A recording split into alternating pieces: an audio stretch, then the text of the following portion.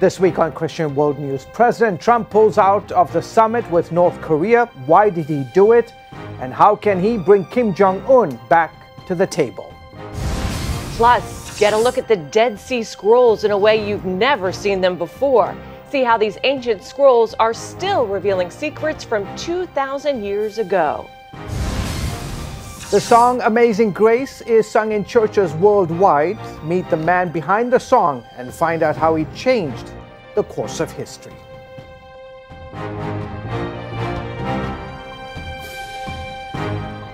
Hello everyone, welcome to this week's edition of Christian World News. I'm George Thomas. And I'm Wendy Griffith. North Korea appears to be changing its tone after President Trump canceled the Singapore summit. A North Korean official says they're still willing to meet with the United States. Well, the president decided to pull out of the summit after signs of bad faith from the North Koreans. As Jennifer Wishon reports, now it's a game of wait and see. A bold move by President Trump, a letter to Kim Jong Un canceling the leader's planned nuclear summit. He surprised the world, but the Trump administration saw it coming for days.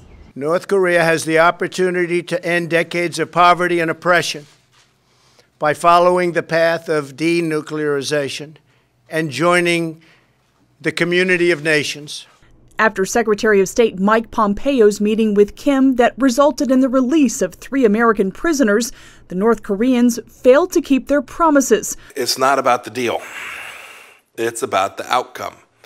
Right? It's about achieving this permanent physical change and transformation that will have the opportunity to change the world. After Trump's announcement, North Korea seemed to change its tone.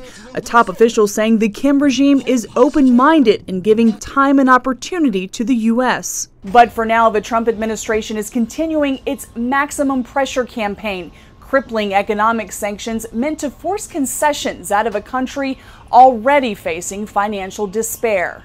But in these hours following the president's letter, Harry Kazianis with the Center for National Interest says he fears the North will return to testing missiles. God forbid, if the North Koreans test a missile in the next couple of days and there's a malfunction, the missile lands in Seoul or in Japan or over Guam, we could be at war, and that type of war would involve millions of people dead. Time, he says, isn't on Kim's side, as his people are more exposed to influences from the world outside North Korea. They may learn there's a better way. That's what happens when you actually get in on these situations. You start to give people hope. Something can be different. They start to press for it. A senior White House official says the ball is now in North Korea's court. If and when Kim Jong Un chooses to engage in constructive dialogue and actions, I am waiting. Jennifer Wishon, CBN News, the White House. Thank you, Jennifer. And while all of this is playing out, let's continue to pray for the believers in North Korea who continue to suffer for their faith, that hopefully God will release them and give them the freedom that they so desperately need. Amen. Okay. Amen. All right, moving on. Christians in North Korea, as I mentioned, they are jailed and tortured for their faith, but it's just one of many nations where the church is under fire. Religious freedom advocates want to know why believers in the West aren't doing more for those who suffer for following Jesus. My colleague Paul Strand has that story. Christians of all stripes came to this summit asking why don't believers do more to help their persecuted brothers and sisters around the globe. They hit at Christians in the first world living cushy lives with little thought for those under attack overseas. We cannot claim Christ only to form our lives around the comforts and the conveniences of the modern Western life without paying mind to the injustice of the Christian persecution that we see around the world. The keynote speaker pointed out Jesus told Saul of Tarsus that Saul was attacking Christ when he attacked Christians. When people persecute Christians, they're really persecuting who? Jesus. In the same way, when we care for the persecuted, we're really caring for Jesus. And that's why Jesus said, whatever you did for the least of these brothers and sisters of mine, you did it to me. Spudo said he was once considering how much money to donate to starving Christians in Nigeria. And the Lord whispered something into my heart that I don't believe I'll ever forget. He said, That's me. I'm hungry. And I'm waiting and watching to see who loves me and will give me something to eat. Longtime defender of religious freedom, Frank Wolf, knocked believers' willful silence. The church in the West can never say it does not know what is taking place in Iraq or the Middle East today. And Dr. Martin Luther King, to quote him again, said, "In the end, we will remember not the words of our enemies, but the silence of our friends." Wolf then had a warning for America's Christians. If the church slumbers, Washington will scarcely lead the way. Sam Brownback is America's new ambassador at large for international religious freedom. There's more persecution going on now than a number of authorities have said than any time in the history where we've had recorded history. But he said governments that persecute believers ignore studies showing their nations will be less successful and more troubled. If you want less terrorism, you need more religious freedom. If you want more economic growth, you need more religious freedom. Just remember, we're here today because Jesus is still being persecuted through his children. And how we respond to them is really our response to Jesus. Paul Strand, CBN News, Washington. That's good. Well, imagine wasting away in a Pakistani prison for nothing more than defending your Christian faith. That happened to Asiya Bibi. This June, the Pakistani mother will have spent 9 years in prison on blasphemy charges. She still faces possible execution, but has one more shot at justice. Wilson Chowdhury of the British Pakistani Christians Association talked to our Gary Lane about reports that Pakistani's High Court may soon hear Asiya's appeal. Well, no dates have been set yet, and how soon is now. When you're dealing with the Pakistani legal court system, justice system, you're talking about periods between 6 to 1 year would be described as short. So it's very hard to say. But my indications would suggest that the court hearing will be within the next 6 months. Well, it's now been 9 years, Wilson. I don't think any Pakistani has served a longer time in prison on blasphemy charges. So why is Asiya still in prison? She is anathema. She's hated by people up and down the country simply for saying the words, "My Christ died for me. What did Muhammad do for you?" Which in any sensible person's imagination doesn't mean more than a question. She is serving the longest sentence ever known for blasphemy. Most blasphemy victims are released at high court stage. The high court judges were too fearful to release Asiya Bibi, and during their hearing they said that her conviction would remain because of technical issues. They never ever clarified what those technical issues are. What can we do for Asiya Bibi and our Pakistani brothers and sisters in Christ who are up against these charges and face this situation every day? What can we do? Well, firstly, we need to speak to our governments. The US government is getting more involved in the situation in Pakistan. And again, what we've got to do is trust in God.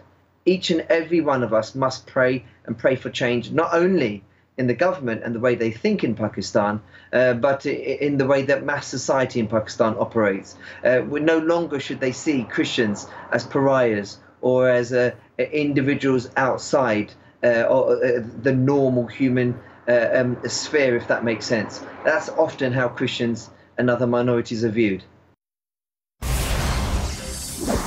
Coming up, a cross-country cycling race becomes a faith journey for two men. See how they battle extreme terrain and their inner demons on the open road.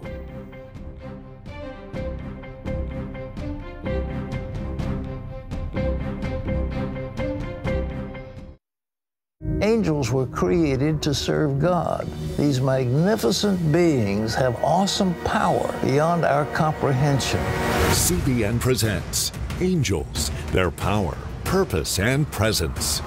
In Pat's latest DVD, you'll get the biblical insight into these mysterious spiritual creatures and discover the important role they play in God's kingdom and in your life.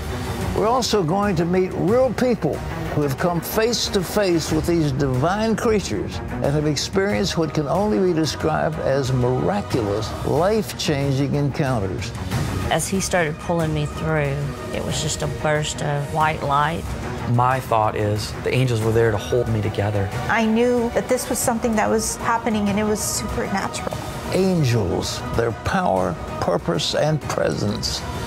Call now or go to cbn.com to get your copy of Angels. Hello, I'm Terry Newsom. Did you know there are more than 148 million orphans in the world today? 148 million. But it was 3 little girls that taught me about the plight of orphans. My husband and I spent nearly a month immersed in the daily activities of a Ukrainian orphanage as we waited to adopt 3 sisters. I saw firsthand the utter loneliness, the pain of rejection, and the overwhelming desire to be loved. That experience changed me forever. And out of it grew a ministry from my heart called Orphans Promise. Today, we're helping orphans and vulnerable children in more than 50 countries worldwide. Thousands of children are now in safe homes. They're being educated, and they're learning life skills. I'm asking you to join with me and become family to these children. Will you call the number on your screen right now? Because every child deserves a chance to be happy. Jerry Schemmel is an author, speaker, and sportscaster. And Brad Cooper is an 11-time Ironman triathlete, George. Wow. Well, together, they competed for 7 days in a cycling race of more than 3,000 miles. Oh, my goodness, that sounds intense. Well, they were so much more than just a race. It's now a movie. And Brad Cooper tells our Ephraim Graham it was also a call from God. There's just some bad places in this race, just mentally. I don't know if it was the heat. I don't know if it was... I really burned some matches last night to try to get us ahead of that other team. And it got us ahead, but I think I may have burned a few too many because today I had nothing the whole day. So the film is called Godspeed. 20 miles or 1 hour or so is about the max in this kind of heat. You and a friend decide to participate in Race Across America, more than 3,000 miles. Why? It was raining. I could not see for about 10 seconds. We tend to get in our daily grind and we're just going through the motions, and this kind of thing can wake you up. This kind of thing you can say, why? And then you say, well, that's what life's about, is taking on these things that make you say, if I go through 5 years of just okay stuff, what do I do with those 5 years? Our whole focus was ride, eat, drink, sleep. That's the only 4 things we need to be doing. We don't know when to eat, we don't know when to sleep. We didn't have plans for a film. That just happened. Which is really cool for me. And normally when I go up those mountains like that. What happened is they came back, and Martin Butler, who did such a great job with, and you've seen all the scenery and everything else that he captures, he looked at it and said, I have 550 hours of footage. We could do something with this. Take us inside sort of to describe the story that we will see unfold on the screen. It's set in a bike race, but it's not really about bike racing. You see the contrast. You could not find 2 people more different outside of our faith, more different than Jerry Schemmel and myself. You see the personality differences. You see the way the team comes around us and totally supports what we're doing and gives up their lives for 7-8 days to make this thing happen. Oh, don't worry, Jerry. It's hot. It's hot. I tell you. If you need anything, let me 20. know. It's basically about life. It's basically about those things that allow us to go beyond our comfort zone and do something different, something that stretches us. Were there moments you wanted to give up? Never, not once. And I think the key to that, you're super tired, you're exhausted, there's nothing left in the tank. Physiologically, you're drained by the end of day 2 and you still have 5 more days to go. But the giving up piece, I think, is part of that vision of you're constantly thinking of that finish line. I think, and this is a little bit off topic, but if in our lives we have a better sense of what is that vision, how do we see the role we're playing as a parent or as a husband or a wife or in our job, when we're clear on that vision, we stop wanting to give up.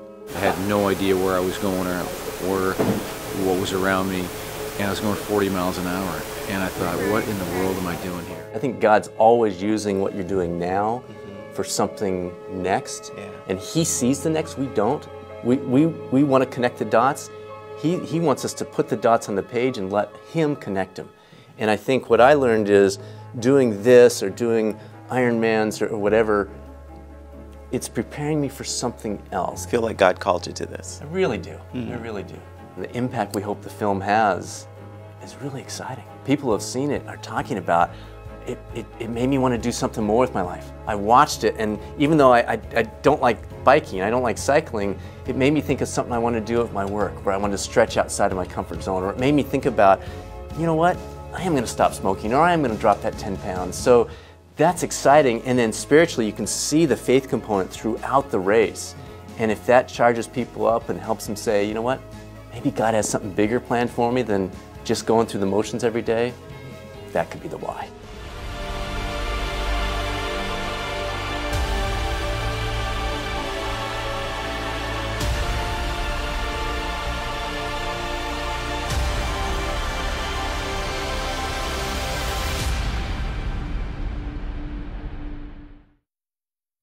And as somebody who has endured adventure climbing Mount Kilimanjaro, yes, you can identify with these folks as I they totally get it. I go get to what these various places. What drove them, and I get that God was with them, and Yes. you know, it's a great God adventure. You should try it one time.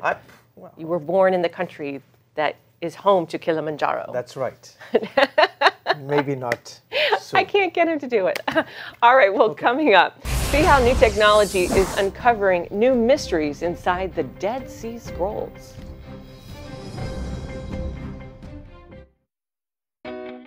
Parents, the Superbook Bible app is a great way to get your child reading the Bible, because in today's busy world, we can use some help.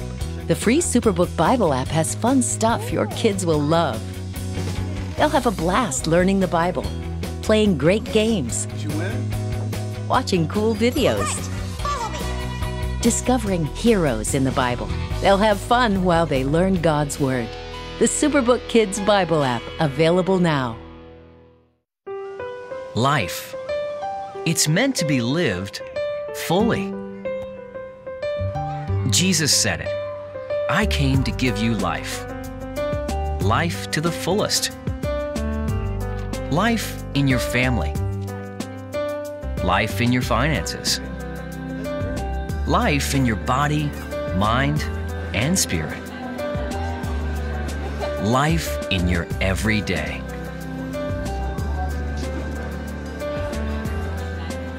At CBN.com, we're taking what Jesus said seriously. We're here to help you discover life. Life. Live it fully. CBN.com.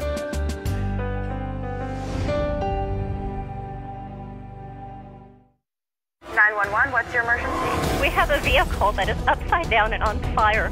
These people are trapped, and we need the jaws of life. My feet were on fire. The car was filling up with smoke. There was fire coming in through my left door. The steering wheel was stuck in my chest. I couldn't move. The seatbelt, I kept trying to release it, but it wouldn't release. And I just screamed, God, send your angels now. I saw a set of just white hands. It was just a burst of white light. And welcome back to Christian World News. Paraguay became the third country to move its embassy to Jerusalem this week. Paraguayan President Horacio Cartes came for the dedication. Israeli Prime Minister Benjamin Netanyahu praised the decades of friendship between Israel and Paraguay. And he said Israel would never forget Paraguay's help saving Jews from Nazi Germany and the Holocaust. Paraguay supported the creation of the State of Israel, the recognition of the State of Israel in the United Nations. We will never forget that.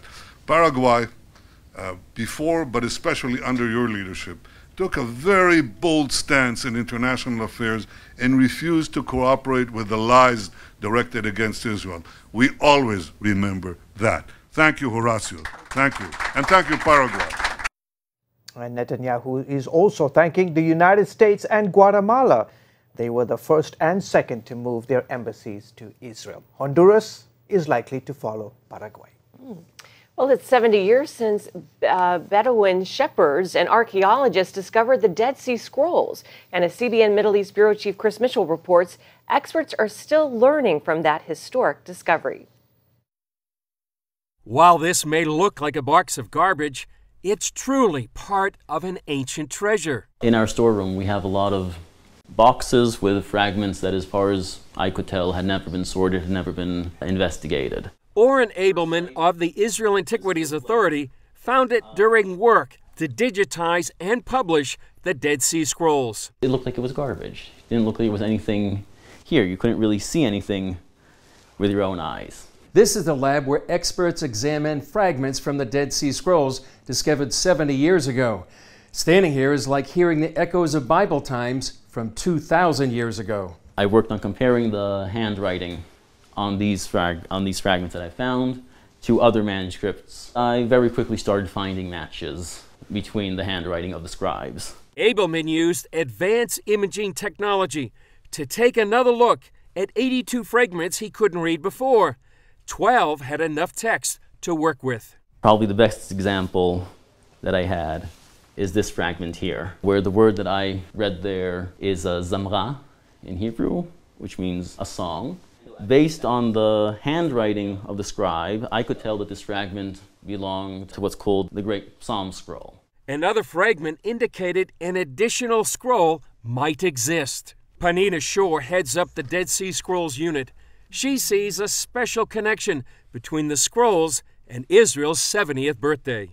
On the eve of the 29th of November, when they were voting at the UN for the partition plan, the son of Professor Sukenik was counting the votes on the radio while Professor Sukenik was sitting at the desk with one of the first scrolls, it was Hodayot scrolls, and realized that he was holding a scroll from Second Temple times. And he said, what could be more symbolic than, as we're voting for the creation of the new state of Israel, to hold in my hands a manuscript 2,000 years old. 70 years later, the Dead Sea Scrolls are still revealing new facts from their ancient past. Chris Mitchell, CBN News, the Dead Sea Scrolls Lab in Jerusalem. Pretty wild. For more fascinating stories like these, go to our website, cbnnews.com. Don't go away. We'll be back right after this. Hello? Is this thing on? Hey, kids, do you love games? And do you love discovering things? Well, do ya? Then you're gonna love this. It's the new free Superbook Kids Bible app. You can play games, watch videos, find answers to your questions, and a whole lot more. The new Superbook Kids Bible app. Free downloads available on iTunes and Google Play now. Hello, I'm Terry Newsom. Did you know there are more than 148 million orphans in the world today? 148 million. But it was 3 little girls that taught me about the plight of orphans. My husband and I spent nearly a month immersed in the daily activities of a Ukrainian orphanage as we waited to adopt 3 sisters. I saw firsthand the utter loneliness, the pain of rejection, and the overwhelming desire to be loved. That experience changed me forever. And out of it grew a ministry from my heart called Orphans Promise. Today, we're helping orphans and vulnerable children in more than 50 countries worldwide. Thousands of children are now in safe homes. They're being educated, and they're learning life skills. I'm asking you to join with me and become family to these children. Will you call the number on your screen right now? Because every child deserves a chance to be happy. When you give, smiles grow bigger. When you care, homes are happier. When you comfort, the hurt goes away. When we all come together to love, miracles happen. Well, it's been recorded hundreds of times by Christian artists and pop stars alike. No matter who you are, you've probably heard the Christian hymn, Amazing Grace. My colleague Amber Strong takes you inside a unique exhibit dedicated to the man behind the song.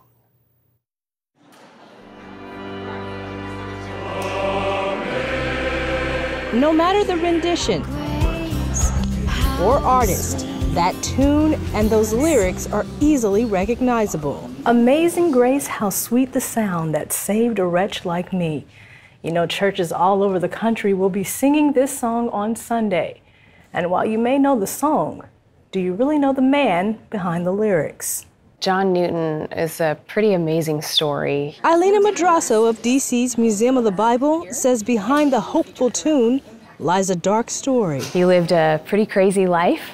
He was pretty rebellious. That was until one night in 1748, when the longtime sailor had a near-death experience at sea. It was in those moments that he actually started to understand how precious life is, and the decisions that he had made were really just not a good way to live his life. Although he gave his life to Christ, Newton became a slave ship captain, a practice generally accepted at the time by Christians and much of society. It was during those times, though, that he actually started to think differently about humanity. After a health crisis, Newton left the ships, but not his involvement with slavery. It's something he would wrestle with for many years. He eventually joined the Church of England and began writing songs. He wrote quite a few with another hymn writer, William Cowper, and they collected them together in the only hymn book. And that's where we actually see the hymn, Amazing Grace, recorded for the first time in print. Newton once said his heart shuddered over his time with slavery. I think of the first part, Amazing Grace, how sweet the sound that saved a wretch like me. It's reflective of, in Romans, the book of Romans, where it says, wretched man that I am, in Romans chapter 7. And he knew that about himself. While the words only resonated with a few at the time, they spoke loudly to his friend, abolitionist William Wilberforce.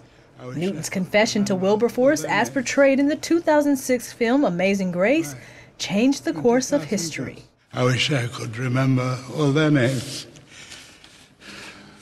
My 20,000 ghosts, they all had names. Beautiful African names. After Newton's encouragement, Wilberforce would successfully push for the end of England's slave trade in 1807. You must use it. Names, ship's records, ports, people. Everything I remember is in here.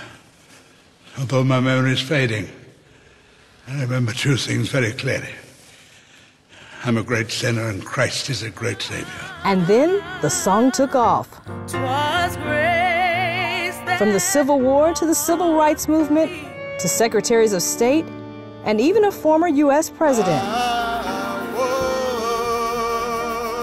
Its message of hope in the face of sorrow remains steadfast. So much so, artists like Judy Collins and Aretha Franklin have all put their spin on it. Each version was part of a special display here at the museum.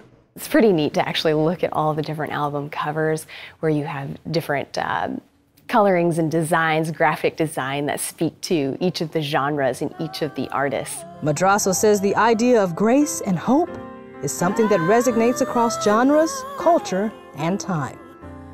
Amber Strong, CBN News at the Museum of the Bible. Thank you, Amber. All these years later, that song reverberating around the world. It will go on. It's timeless. It is. Like you. Like you. Folks, that is it for this week. Until next week, from all of us here, goodbye and God bless you.